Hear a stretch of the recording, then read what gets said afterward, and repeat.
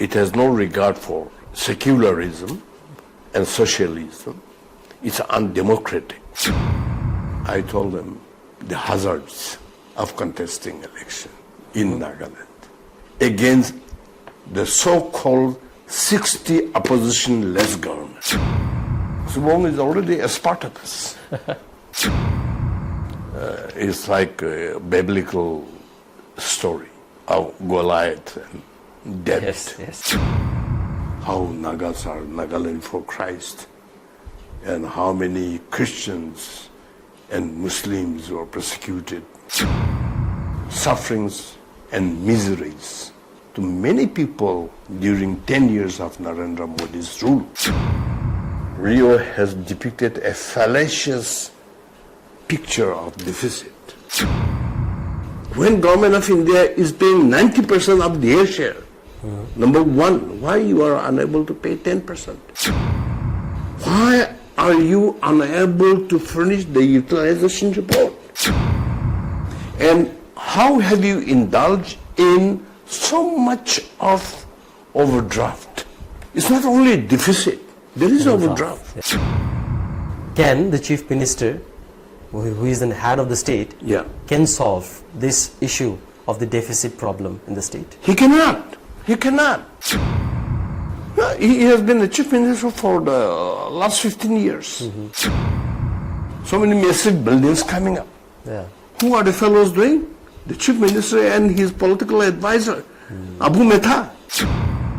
Actually, there should be only two factions, maximum. One is NSNIM and one is NNC PISO. Even in my presence, under my nose, they are asking them, you pay your annual fee. Now, Indo-Naga political issue will be solved within 6 months. How long has it been ever since he said that?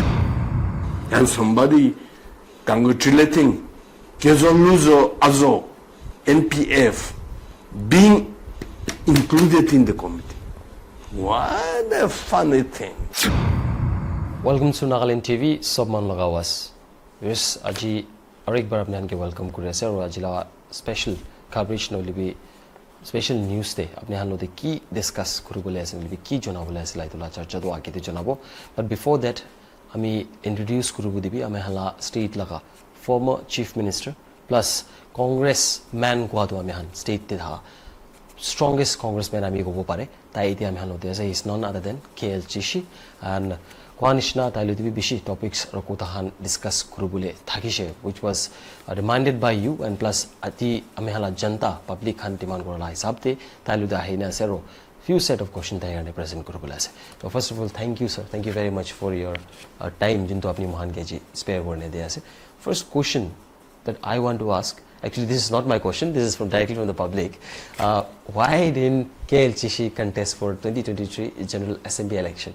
Well, Mustafa, first of all, it's a pleasure meeting you and your group, NLTV.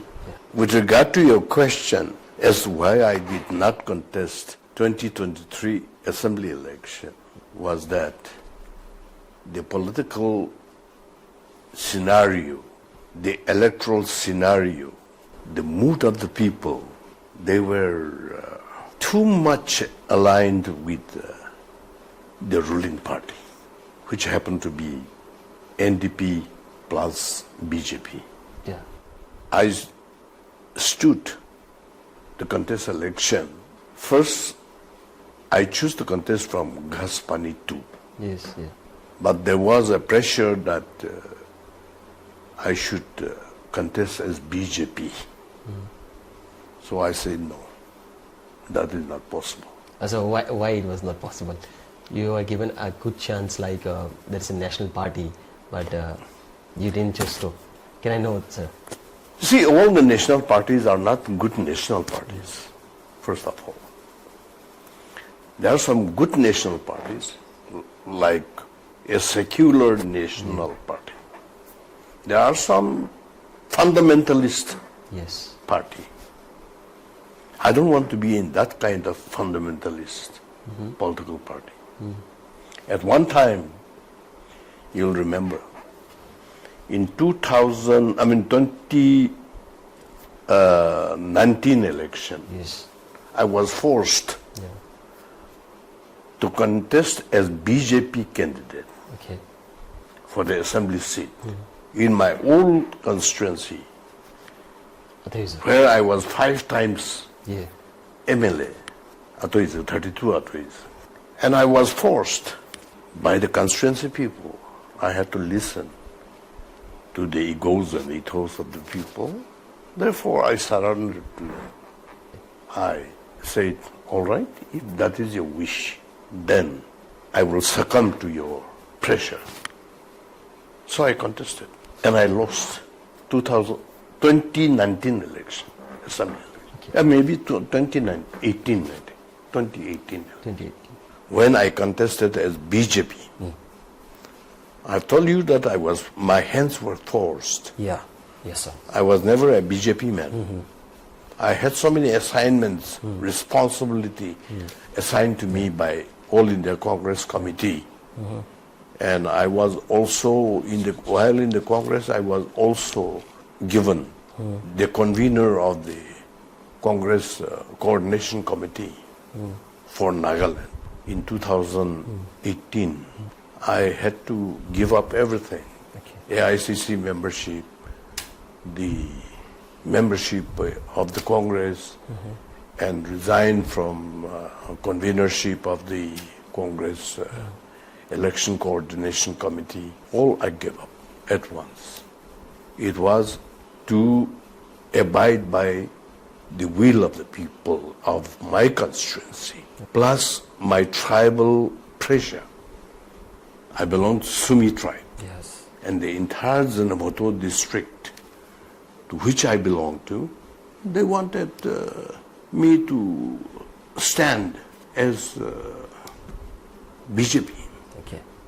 Because those days BJP was at the helm of affairs. Yes. And, well, I think that was the vision of the community, plus my constituency people. So I had to succumb to their pressure. I gave up my everything in the Indian National Congress. I had disappointed them tremendously, and I contested as BJP. Okay. But I lost because of so many factors, Yes. which I would not like to enumerate. In the month of February 2018, I lost the election, assembly election, and soon after that, the IICC recalled me. Madam Sonia ji was the president, and Mr. Luzin Felario was the general secretary in charge of Nagaland and several other states in the northeast. So they recalled me and told me, why have you abandoned the house constructed by you and gone to somebody's house? You come back. We need you to stand for parliamentary seat in Nagaland. They gave me a message that there are so many aspirants, but we don't want to give to anybody. We want you to come back and dwell in your own house. So that was a message, telephonic message. So I said, okay. I thought that was also a good opportunity to recall me to my own house. Like you said, you were recalled by the AICC head and also to your own home, from where you started your political career. And it is good to, for them it is good to have you back. So as I asked you earlier also, why you didn't contest for the General State Assembly election for 2023, you have already mentioned it. Likewise, also you contested for parliamentary seat, and your opponent, you can say your other party member, was from NDPP ticket, and he also won his seat, MP seat, which we know him as in Tokyo. So after that, why didn't you come up or thought to contest this time in this MP election? What was the reason that why you were not given the actually ticket for the contest? No, it is not, it's not a question of not giving me ticket. I didn't aspire for it. Okay. For many reasons. But, well, first, I did not contest 2023 assembly election. Yes. I thought I would contest. I wanted Gaspani 2 in the Dimapur district. Yes. But people wanted me to contest as BJP. They never rejected me. But they said they had wished that I contest as BJP. Okay. To which I said no. I was in the BJP for 1 year, contested the assembly election from 32 Atoism. I lost, and 1 year tenure with BJP was so suffocating. I said I did not like it. Main reason is it's a fundamentalist party, and it has no regard for secularism and socialism. It's undemocratic. These are the things, my observations while with them. And that was the reason I told Gaspani 1 leaders, public leaders, that I can never go back to the BJP. Okay. Number 2, I choose to go back to my old constituency, 32 Atoism, where I began my political career. I went there, landed in Zenemoto, headquarters, and every Tom, Dick and Harry, they said, how are you going to contest as Congress? Here, our tribes, they don't want BJP. I mean, they don't want Congress. We need you.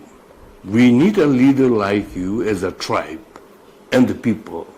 But to tell us that you will stand as a Congress candidate is absurd. This is not the moment for you to do that. I said, well, I'll carry on, whether you like it or not. I will carry on. I have my principle. I have a program and plans for you people. And as far as the political organization or party is concerned, I will go where from I can deliver things to my people.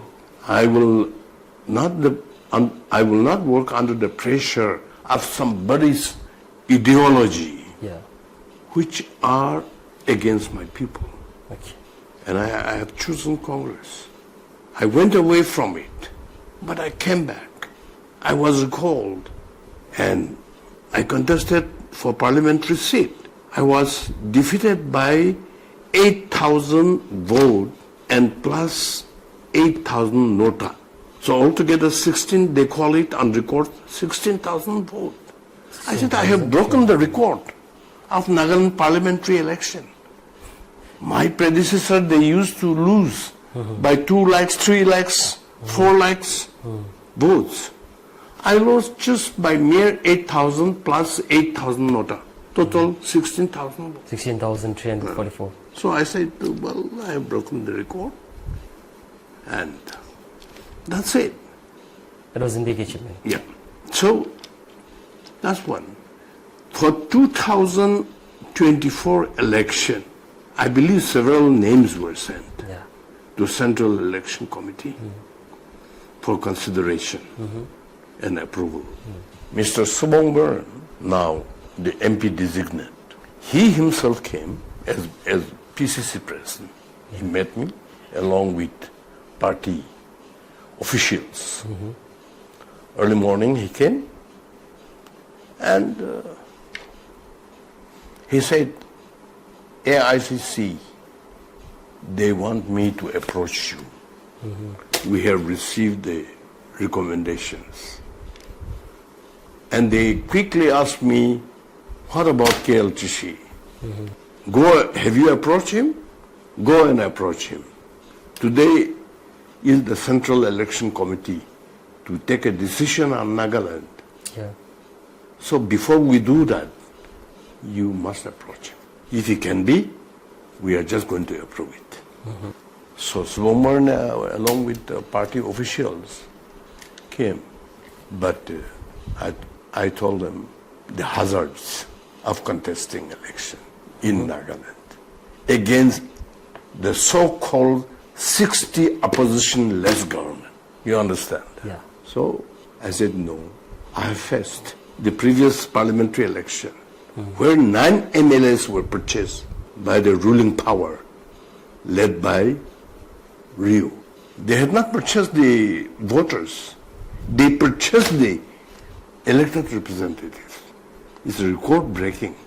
MLAs sold themselves for the sake of few crores of rupees to be pocketed by them. With the result, I was defeated. So I shared with Subomar and all that. These are some of the hazards. Now again, to contest against 60 opposition-less government, I said it's an arduous task. I don't want to repeat it. So I told Subomar, I said, I'm sorry. He told me, sir, then what shall we do? We have forwarded few names. AICC is saying, no, I have been directed to approach you. So I've come with party leaders. So I said, look, you are the PCC president. If no one is there to fight the battle as a president, you have to bear your cross as a leader. If AICC doesn't want the names forwarded by you, forwarded and recommended by you, if you want me, I have already said no. Therefore, should there be nobody else, then you as PCC president should bear the cross. It'll be heavy. It'll be tough. What to do? We as party have decided to set up a candidate. We can't go against our words. So you have to stand. Subomar.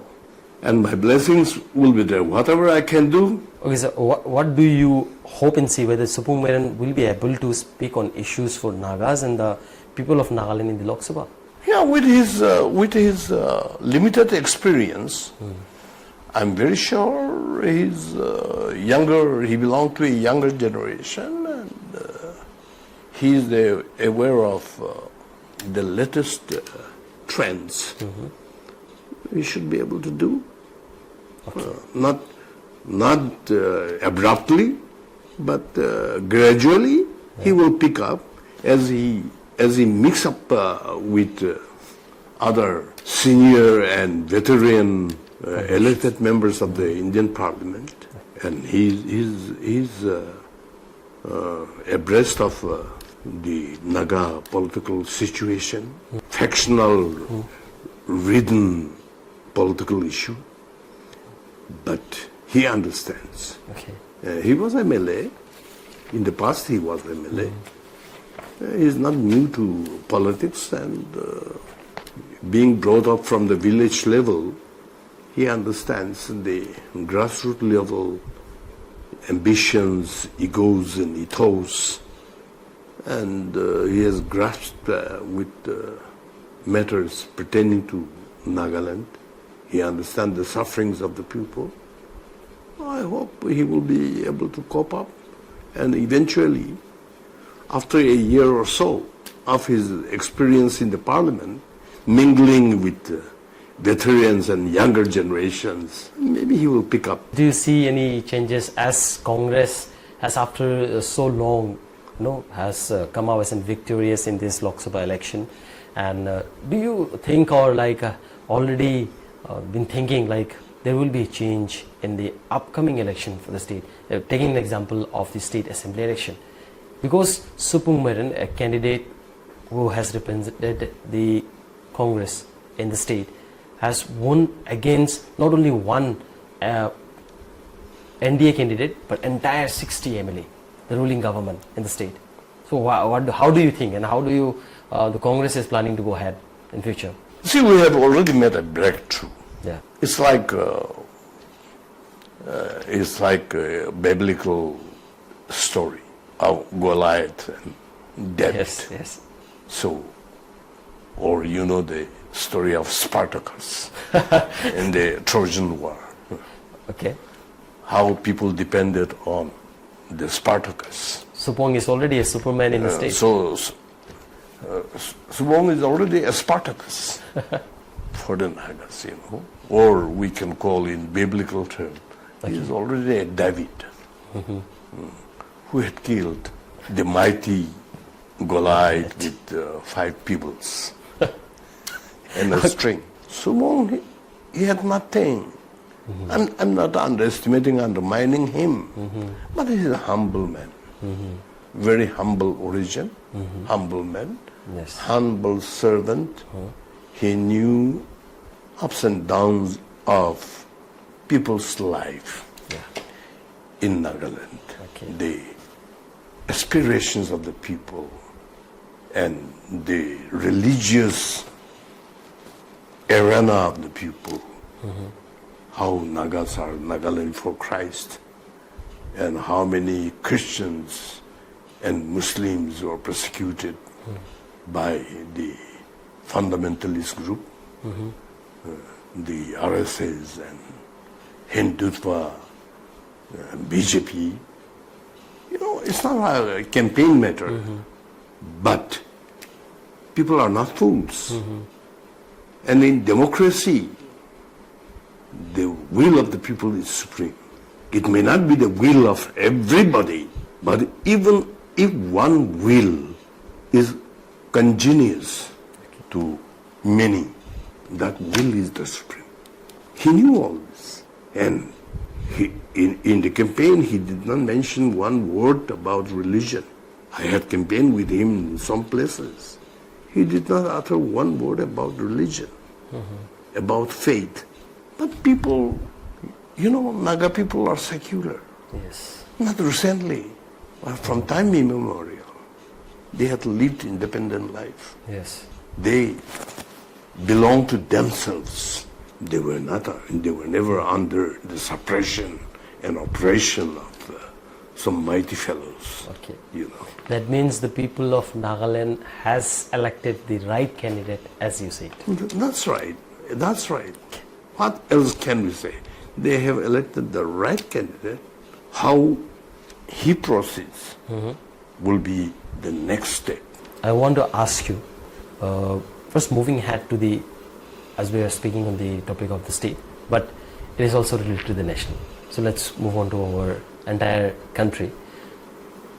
BJP government, which is NDA, now is going to form their government for the 3rd term in the state, in the country, under the leadership of Narendra Modi, and he will be considered as the 3 times Prime Minister of India.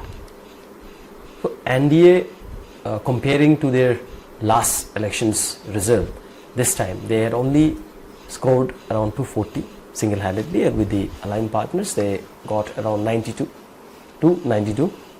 Congress had performed better than before this time with the seats of 99 alone, and plus with the aligned partner it was total of 240 plus 230 32. So do you feel, sir, do you have to say anything like how the Congress is going to head in the entire nation? Or as we know, because earlier people, this is not my words actually, this is from the people, earlier there was no voice from the opposition in the parliament, but this time it would be. Do you feel that, so it will happen like that? Or in the coming year, in the coming election, Congress might come victorious? What do you feel? Well, it is too premature to comment anything right now. But we must understand the egos and ethos of Indian people. Yes. India is a multifaceted country. It's a unity in diversity. Yes. And every Indian soul, they understand. They have that inherent understanding. Yes. So, the question is, will the Indian people, more than 4 crores, 400 crores, right? Am I right? 400 Yes. Indian people, will they succumb to few fundamentalist philosophy, ideology? Where will India go? So this will remain with the Indian people in the minds, Yes. young and old. I'm sanguine that India will say no. Electoral politics is over. Yes. Whether we wanted to win or lose, the chapter is closed. The next chapter is the power politics. Rightly said, sir. And power rests with the people, including the elected members. So, power rests with the people. And that power is yet to be assigned to national parties like Indian National Congress or BJP. So far, these are the 2 main national political parties. Okay. Others are regional parties. But whether regional or national, they have to be with the people. And people's mind set is that they don't want fundamentalist philosophy, ideology. This has ruined the people, brought about sufferings and miseries to many people during 10 years of Narendra Modi's rule in the country. Who else has done that in the past? Atal Bihari Vajpayee was the BJP Prime Minister, but he was liberal. He was tolerant. But Narendra Modi, I think his brought up was very poor. He did not understand the mind of the Indian people. He did not know India, how India came up. By his very action, by his very atrocities, by his very dealing with the people of all levels, even indulging in faith and religious matters, lending hatred, teaching hatred instead of love. People are not blind. Therefore, this will result in reactions from the people. Okay. Let him be sworn in as a prime minister for 1 or 2 days or for a month or 2. But God knows. What will people say after few moments of experience? That is to be waited. We have to be patient. As a politician, as a public leader, we have to be patient. The old saying goes, famous saying, patience and perseverance will conquer mountains. So do you feel that at least this time in this election that India Alliance has performed pretty well than before? Very well. Just because of few seats could not make the government? Well, it's quite natural, flexibility of thought and decisions, Okay, I wanted to know actually how missing this to form a government just because of few seats could not make the government in the center, and whereas in the state successfully and victoriously elected the MP from Congress. Though at the one side there is happiness, and the other side you can say some sort of disappointment. So how do you feel? What is your say on this? Well, see, I said it was 60 versus 1. Yeah. Now 1 will be like a buck. Yeah. Will be like a buck on the bed of NDP for Nagaland, in the context of Nagaland. 1 buck, Congress buck, will be like a buck. I mean, it will be a buck on the bed of NDP and BJP. That buck will not allow NDP and BJP to sleep well. It's going to bite. Because it will disturb. And anything that disturbs can lead to divorce between husband and wife. Coming back to the state, as a veteran politician who has been in the politics active for more than 40 years, state government already has around a 20,000 crore civil deficit. That as a former Chief Minister of Nagaland, what is your view on whether present Chief Minister Neiphiu is doing his part well to manage the deficit scenario of the state, where there are imbalances in the smooth functioning of the government? I can't remember vividly the paper deficit work of the Finance Minister of Nagaland, who is also the Chief Minister of the last budget session. I have forgotten the figure. Yeah. But there is that as ex-finance minister also, I know Rio has depicted a fallacious picture of deficit. We have much more. Fortunately, recent times, Government of India has been undertaking many centrally sponsored schemes with the ratio of 90:10. 90% to be borne by Government of India and 10% to be borne by the Government of Nagaland. Almost all the financial schemes of Government of India, which we popularly known as centrally sponsored scheme, Yes. on the part of Government of India, whether it is road sector, whether it is welfare sector, in everything, 10:90 is the sharing activity. State will bear 10%, 90% to be borne by Government of India. On the part of Government of India, irrespective of people in power or party in power, they have been sincere. They have been giving. All that they need is furnish to us the utilization report. That is the condition. Now, state government, if their deficit is surplus or maintaining certain status quo, then why couldn't they furnish the implementation report? Meaning utilization report. Yes. Number one. Why can't they pay 10%? If they are well off, Chief Minister may say, well, we are well off. The question is, unfortunately, I'm not in the assembly. Otherwise, I would have asked long ago.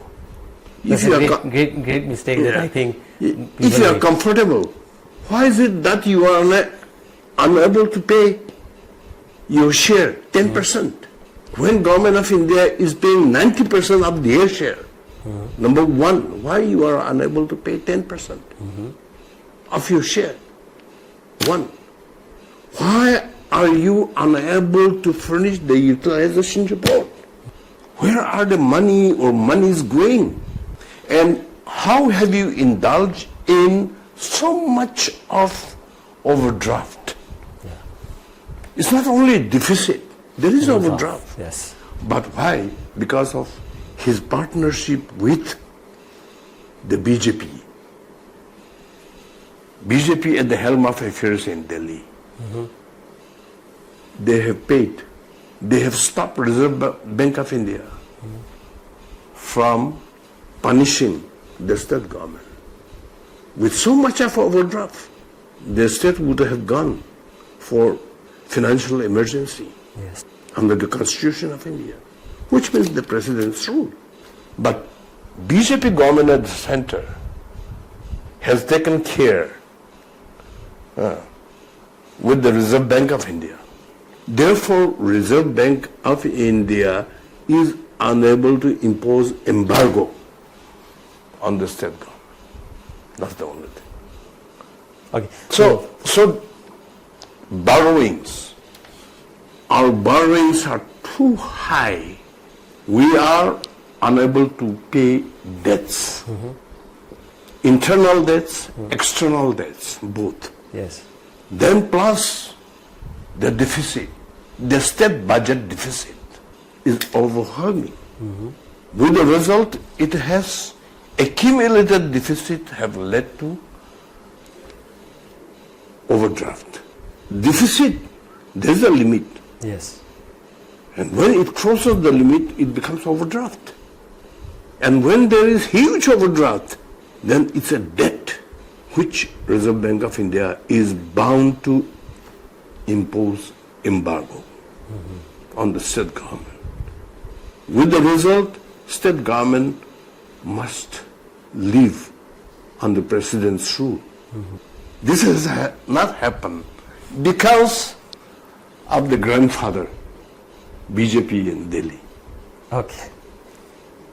As I want to also ask, if there is a deficit, then being the former Chief Minister of Nagaland, one of the senior most veteran politician in the state, can the Chief Minister, who is the head of the state, can solve this issue of the deficit problem in the state? He cannot. He cannot. How? How will he solve? Where are the resources? Has he mobilized any resource? He has been the Chief Minister for the last 15 years. Has he been able to mobilize resources, own resources? He is living on borrowing. Yes. Borrowing. So, it's obvious, how is it possible that he will be able to overcome? What are his aims and objectives, the modus operandi to overcome the deficit? People work hard, not for individual, but people work hard to see or to oversee that my debts are repaid regularly, bit by bit. Then we can overcome. Our consumption has to be narrowed down. Yes. And our resources should be in upward trend. Okay. It's simple. But nothing is happening. Everything is pocketed by people at the helm of affairs. And the champion is the Chief Minister. He is a contractor, he is the Chief Minister, he is the supplier, he is the insurer. So many things. What about those capital projects? So many massive buildings coming up. Who are the fellows doing? The Chief Minister and his political advisor, Abu Mehta. They are contractors. Plus his son. I have nothing. I have no jealousy. It doesn't burn my eyes. I don't have a jaundice eye. All right. But what about the Naga people?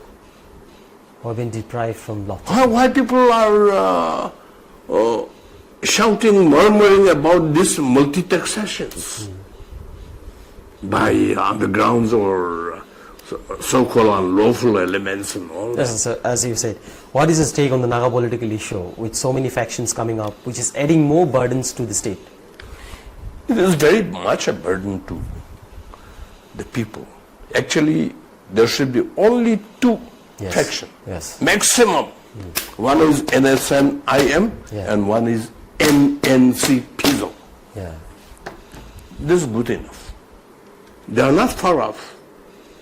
Both are not under the Constitution of India. They say that we are not under the Constitution of India. NNC-PISO and NSNIM. The rest are under the Constitution of India. NNC, you know very well, accordees and this, that, blah, blah, blah, so many NNC. NLC and U or R or F or X, Y, Z, all the agreed position. What agreed position? Agreed position is that we shall be under the Constitution of India. That is the agreed position. Others are paraphernalias. Shillong Accord. Shillong Accord 1975, we shall unconditionally accept the Constitution of India, not a portion of NNC. They said that. But PISO group, NNC, they have not succumbed to that. So, and why NSC and IM and NNC, why break away? Because of this only. Because of Shillong Accord, it was split. And so, now there are two factions, we may call it factions, or freedom fighters. There are only two. One is NNC, PISO, the original, the author of Naga plebiscite, and NSC and IM, who because of certain reasons split from the original home, NNC.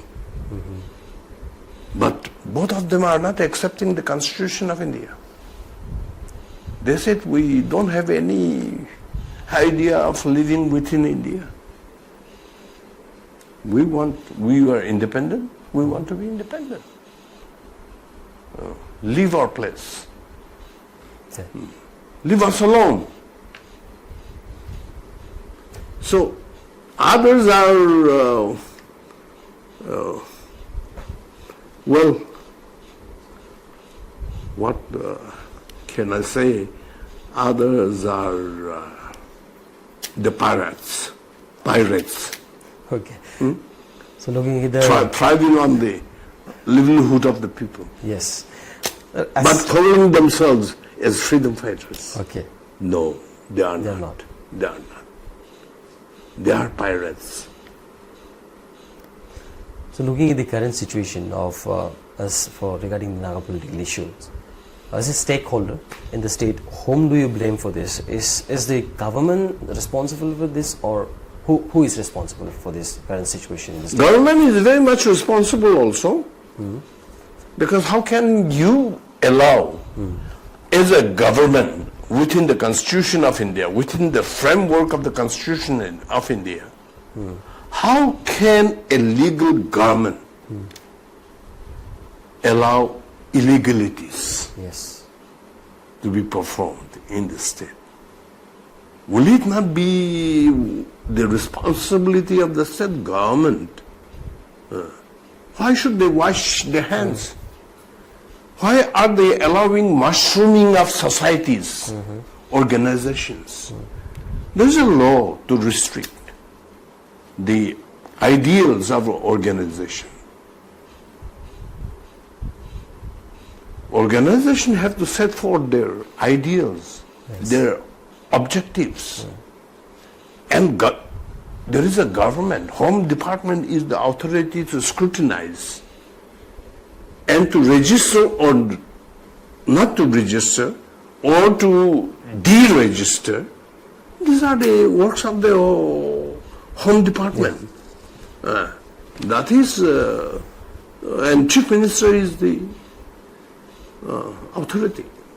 Now, how can you allow, and CSOs, NGOs, and this group, that group, ticket group, Christmas group, there are so many mushrooming of groups, like in Dimapur, rickshaw group, Thela group, whatnot. So many things. And who is checking? And everybody is for donation. For non-locals, they are taking yearly tax, yearly fee from non-local workers. I have my own laborers because Nagas are not good in carpentry or masonry work.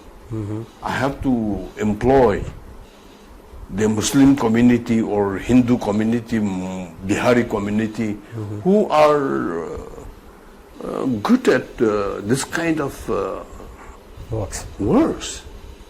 And they come and disturb them, even in my presence, under my nose.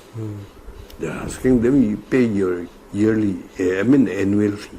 Do you think the present government under the Chief Minister Neiphiu and his elected legislators are sensible enough and doing enough of their part to solve the Naga political issue? Can you drop your insights on the current scenario of the sensitivity of the Naga political issue that has been concerning everyone beyond the borders?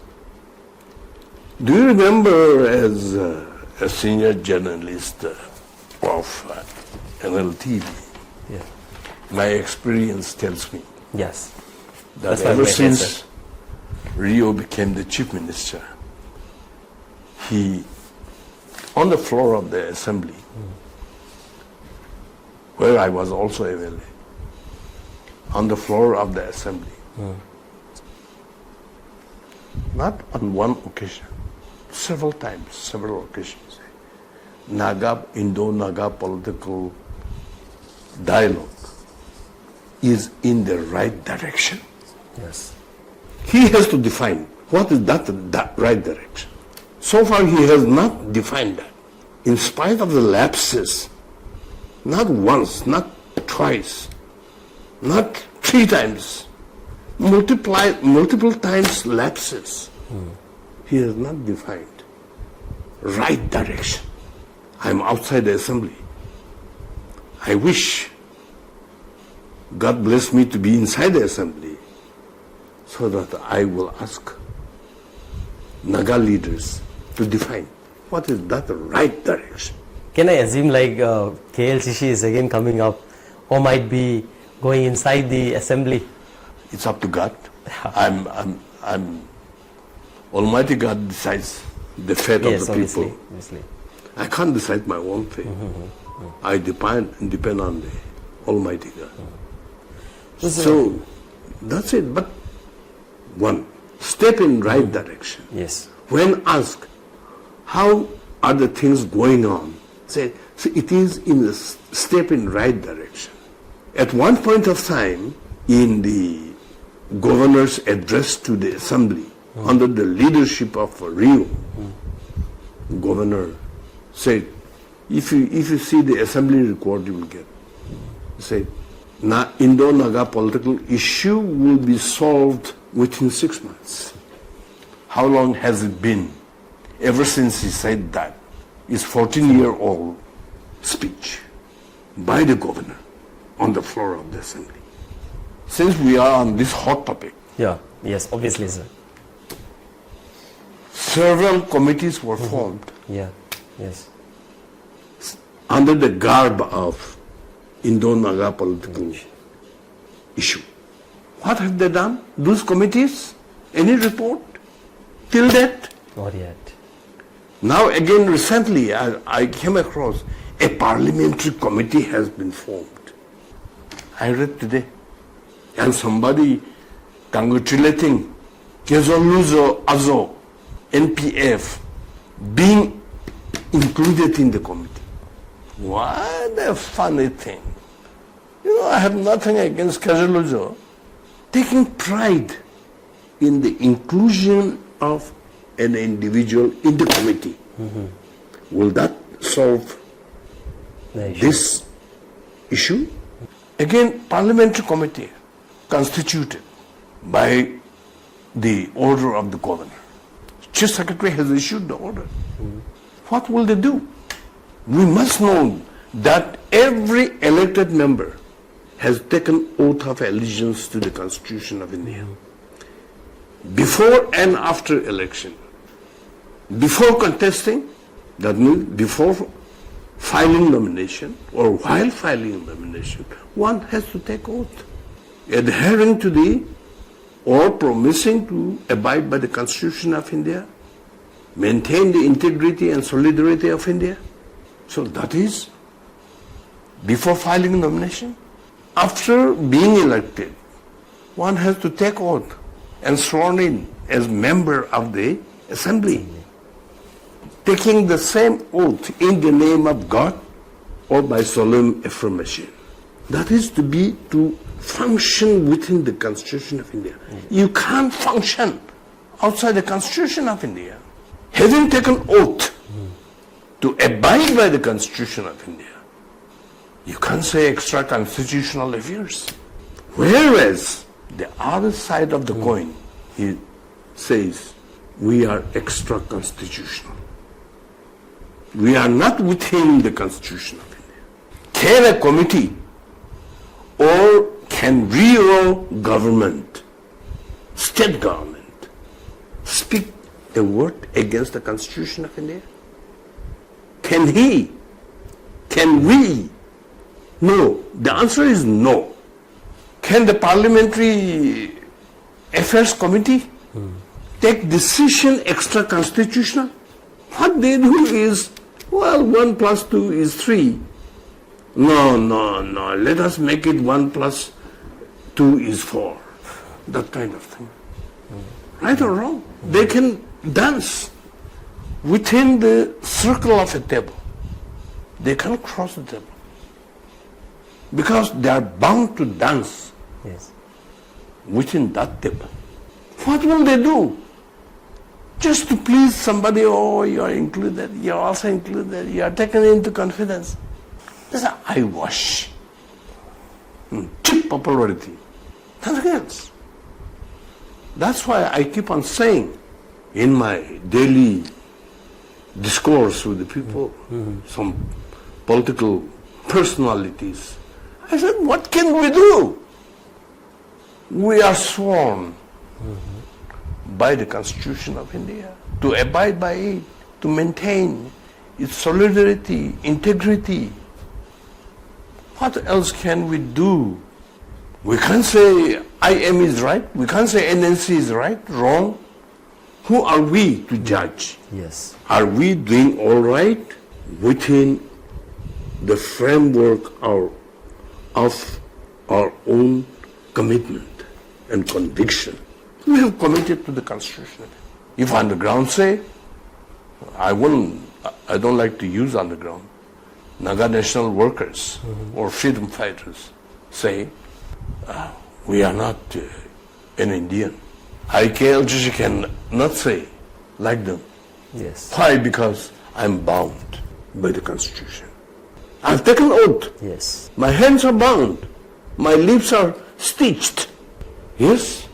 I know my nostrils are all right, functional. My eyes are all right, okay, functional. My ears are all right.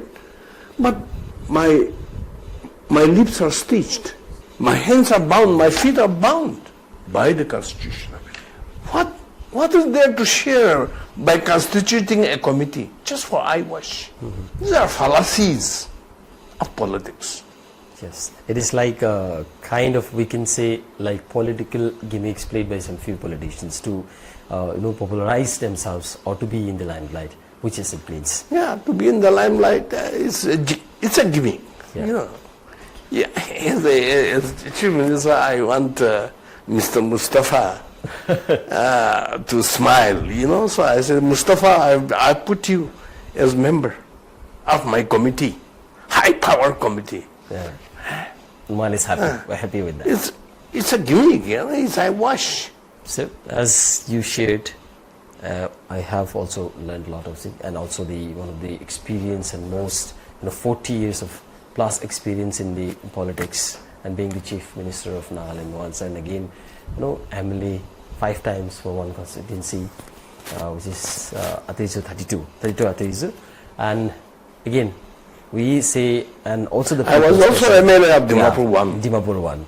And like the people were having those questions and you have replied to us, and now would like to thank you at the very end for your replies that you have given, your words with us, and near future also would like to come and talk with you.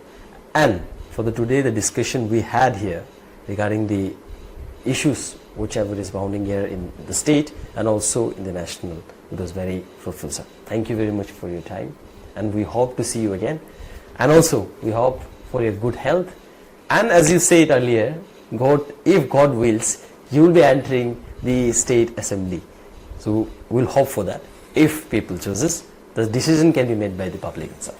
Thank you very much, sir.